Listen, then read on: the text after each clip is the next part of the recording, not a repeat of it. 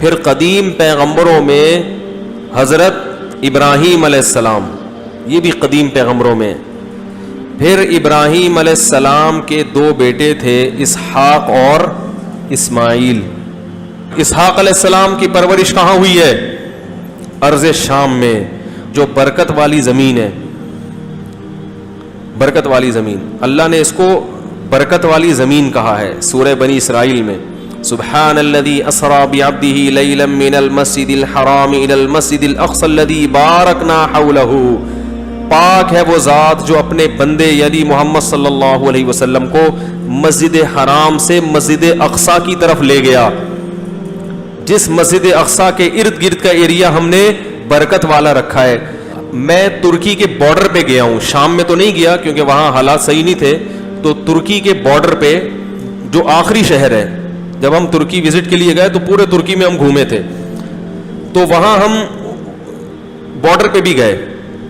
Border سے مراد وہ آخری شہر جہاں ترکی ختم ہو رہا ہے. تو وہاں واقعتاً میں نے یہ محسوس کیا کہ شام کی طرف سے جو ہوائیں آتی ہیں، ان ہواؤں میں ایک عجیب اللہ نے خوشبو رکھی ہے، ایک عجیب سکینت رکھی ہے. استاذ محترم حضرت مفتی ابو لبابہ صاحب سے میں نے عرض کیا، اس وقت میں نے کہا کہ یہاں تو بڑی ایک عجیب سی سکون ہے. انہوں نے کہا جو بھی یہاں آتا ہے اس کے کمنٹس یہاں کے بارے میں یہی ہوتے.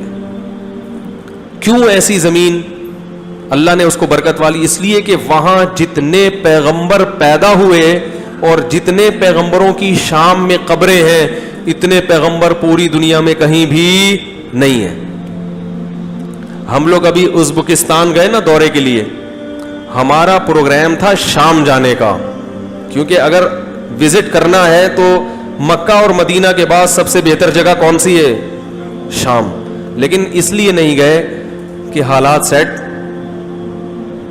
ایسے ہیں نا، وہاں گئے تو پھر واپس پتہ نہیں آئے نہ آئے، اور واپس آئیں تو پھر وہ ایک ایجنسیاں پوچھتی رہیں گی کیوں گیا تھا بھائی. اب اس کو کون سمجھایا کہ ہم ویسے ہی گئے تھے. تو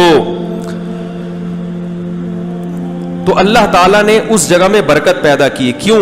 وہ ابراہیم علیہ السلام کا مسکن، جنہوں نے اللہ کے لیے بڑی قربانیاں دیں، بت پرستی والے ماحول میں آنکھیں کھولی اور بت پرستی کے خلاف آواز بلند کی.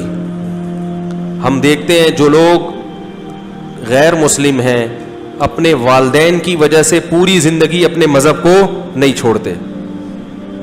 تو جہاں باپ اور ماں بھی غیر مسلم ہو اور سارے ماحول بتوں والا ہو، وہاں ایک نوجوان کھڑا ہو کر آواز لگائے کہ یہ تمہارے ہاتھوں کے بنائے ہوئے خدا ہیں، میں ان کے سامنے نہیں جھک سکتا.